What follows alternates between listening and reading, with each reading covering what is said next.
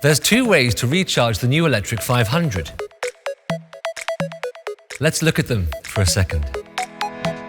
Well, first of all, at home. You can recharge the new electric 500 from your domestic power supply with the easyWallbox. Easily fitted at home with no complex installation needs. And by modifying your domestic electricity contract to, say, a supply of 7 kilowatts, you can greatly reduce your full charge time. Secondly, when you're out and about in the new 500, its mobile app can point you to the nearest charging points. There are more than 120,000.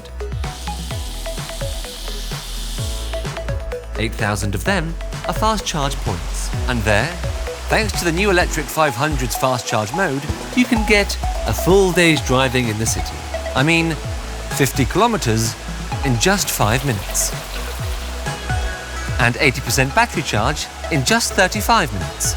So, you can get on with your life while your 500 charges up.